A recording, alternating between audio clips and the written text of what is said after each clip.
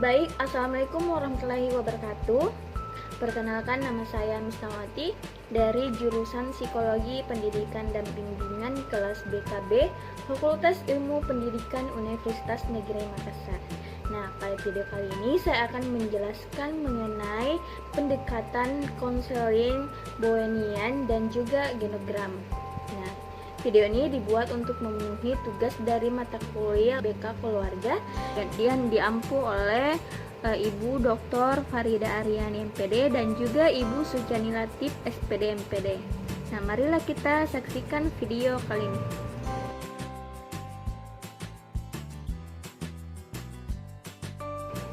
Baik, yang pertama saya akan menjelaskan mengenai pandangan keluarga menurut Bowen. Nah, Bowen berasumsi bahwa keluarga itu merupakan faktor terpenting bagi setiap individu. Nah, family terapi adalah tindakan psikoterapeutik keluarga untuk memperbaiki fungsi psikologis. Nah, family system terapik adalah sejenis terapi keluarga yang berkonsentrasi pada interaksi anggota keluarga dan melihat seluruh keluarga sebagai sebuah kesatuan atau sistem. Jadi teori Bowen berfungsi pada keseimbangan dua kekuatan. Nah, yang pertama adalah kebersamaan. Nah, yang kedua ada individualitas. Nah, terlalu banyak kebersamaan menciptakan perpaduan dan mencegah individualitas atau mengembangkan perasaan diri sendiri. Nah, terlalu banyak individualitas ini menghasilkan keluarga yang jauh dan terasing. Nah, materi yang kedua ada ragam terapi keluarga. Nah, yang pertama ada intergenerasional, menekankan pada sistem emosi keluarga dan sejarah. Nah, sistem ini dapat dilacak melalui dinamika keluarga, orang tua, dan keluarga kakek nenek. Nah, yang kedua ada keluarga memproyeksikan emosi mereka pada anggota keluarga tertentu dan reaksi anggota keluarga itu terhadap keluarga lainnya.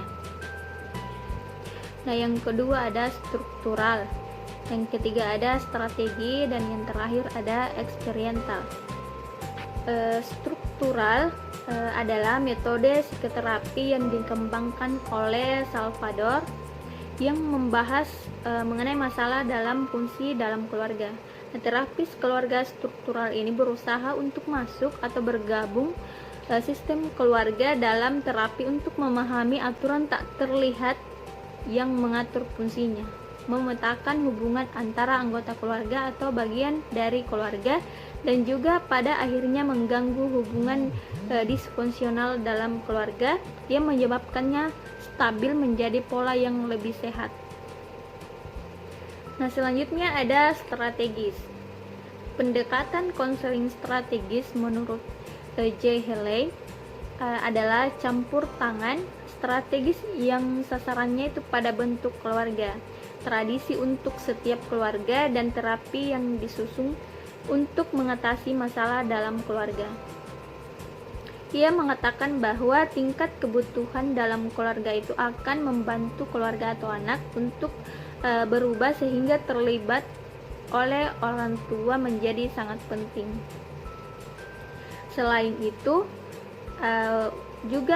ia juga mengatakan bahwa pendekatan ini bertanggung jawab untuk langsung mempengaruhi orang. Akhir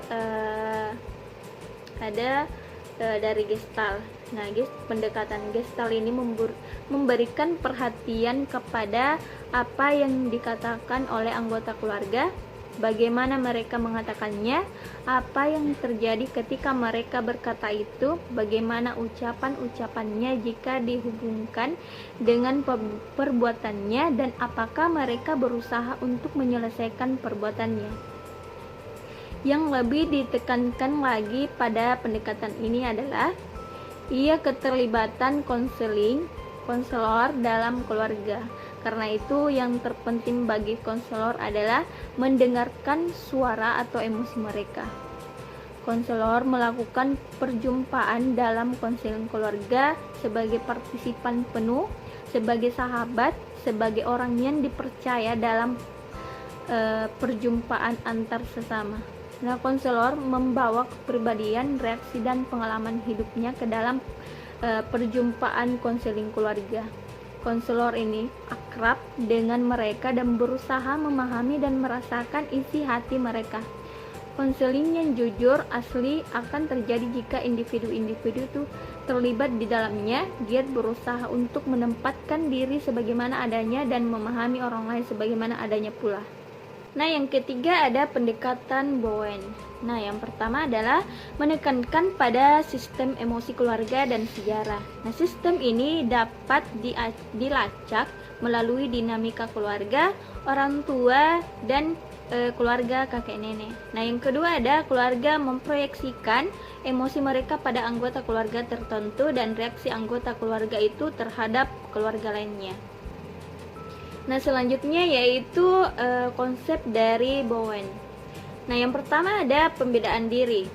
Konsep yang pertama adalah diferensiasi diri atau kemampuan untuk memisahkan perasaan dan pikiran.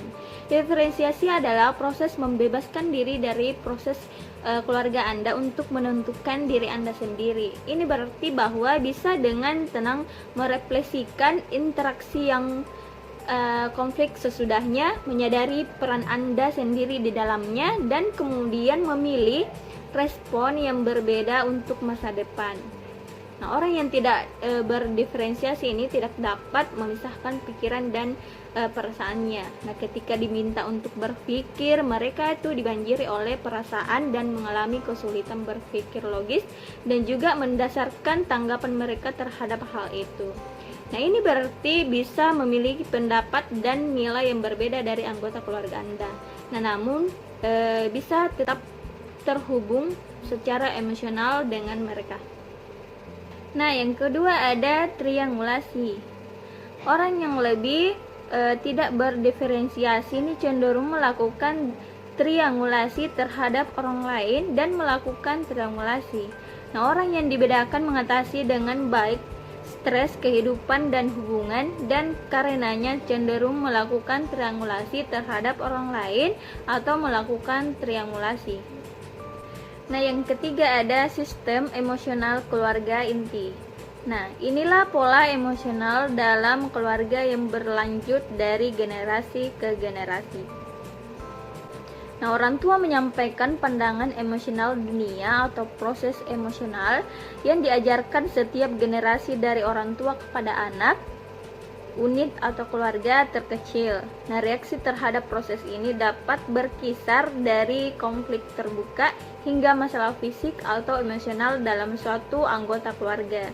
Nah, untuk jarak jauh reaktif, masalah dengan anggota keluarga itu mungkin termasuk hal-hal seperti penyalahgunaan saat, tidak bertanggung jawab, dan juga depresi. Nah, yang keempat ada proses proyeksi keluarga. Nah, ini adalah perpanjangan dari proses emosi keluarga nuklir dalam banyak hal. Nah, anggota keluarga yang berperan sebagai layar di mana keluarga itu memproyeksikan untuk memiliki pendapat dan nilai mereka sendiri, mempertahankan kekuatan emosional mereka dan membuat pilihan sendiri secara bebas terlepas dari pandangan keluarga terhadap mereka.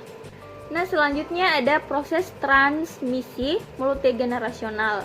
Nah, proses ini memerlukan cara proses emosional keluarga ditransfer dan dipelihara dari generasi ke generasi. Ini menangkap bagaimana seluruh keluarga itu bergabung dalam the family projective process. Nah, misalnya dengan memperkuat kepercayaan keluarga. Nah, seiring keluarga ini melanjutkan pola ini dari generasi ke generasi, ini juga merujuk kembali ke generasi sebelumnya. Nah, selanjutnya ada posisi saudara. Bowen menekankan urutan saudara, percaya bahwa setiap anak itu memiliki tempat dalam hierarki keluarga dan karenanya cenderung tidak cocok dengan beberapa proyeksi. Nah, saudara tertua kemungkinan besar dianggap terlalu bertanggung jawab dan dewasa, dan yang paling muda itu karena terlalu tidak bertanggung jawab dan tidak dewasa misalnya. Pikirkan saudara tertua yang tumbuh dan bermitra dengan orang yang juga merupakan saudara kandung tertua. Nah, mereka mungkin tertarik satu sama lain karena keduanya tuh percaya bahwa yang lain matang dan bertanggung jawab. Nah, yang terakhir ada proses emosi sosial. Proses ini adalah harapan sosial tentang kelompok ras dan kelas, berlaku untuk setiap jenis kelamin, sifat orientasi seksual, dan pengaruhnya terhadap keluarga. Nah, dalam hal ini seperti proses proyeksi keluarga yang disesuaikan dengan tingkat masyarakat secara keseluruhan. Nah, keluarga yang menghadapi prasangka, diskriminasi, dan penganiayaan harus menimpa anak-anak mereka. Cara mereka belajar untuk bertahan dalam faktor-faktor ini. Nah, praktek penanggulangan orang tua dan keluarga besar dapat menyebabkan kesehatan emosional adaptif yang lebih atau kurang bagi keluarga dan anggotanya. Nah, adapun tujuan dari konseling dari Bowen ini, yang pertama adalah menurunkan kecemasan dan memperbaiki gejala-gejala yang timbul. Yang kedua, meningkatkan setiap partisipasi partisipan disesuaikan dengan tingkat pemisahan dirinya dalam rangka meningkatkan adaptasi keluarga sebagai sistem. Metode standarnya adalah 2 orang dewasa ditambah terapis. Nah, adapun peran terapeutiknya adalah yang pertama itu sebagai pelatih atau supervisor. Nah, yang kedua, meminimalkan keterlibatan secara emosional dalam keluarga. Nah, adapun teknik terapis meliputi yang pertama itu mendefinisikan atau mengklarifikasi hubungan antar anggota keluarga. Yang kedua adalah membantu anggota keluarga untuk mengembangkan hubungan satu-satu dan meminimalkan hubungan segitiga dalam sistem. Nah, selanjutnya mengajarkan anggota keluarga mengenai fungsi sistem emosional. Dan yang terakhir itu meningkatkan perbedaan dengan mendorong atau kedudukan sebagai saya atau individu selama mengikuti terapi. Nah, selanjutnya ada bentuk-bentuk perubahan perilaku menurut Bowen. Yang pertama ada perubahan alamiah.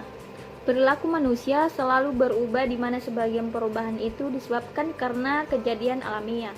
Nah, apabila dalam masyarakat sekitar terjadi perubahan lingkungan atau sosial budaya dan juga ekonomi, maka orang-orang atau anggota-anggota masyarakat di dalamnya itu juga akan mengalami perubahan.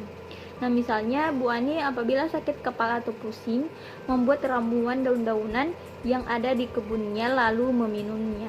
Nah, tetapi karena intensifikasi kebunnya, maka daun-daunnya itu untuk membuat obat tersebut terbabat habis, diganti dengan tanaman-tanaman untuk bahan makan. Nah, maka dengan tidak berpikir panjang lebar, Bu Ani ini berganti minum jamu cap jago yang dapat dibeli di warung. Nah, yang kedua ada perubahan rencana. Perubahan perilaku ini terjadi karena memang direncanakan sendiri oleh subjek.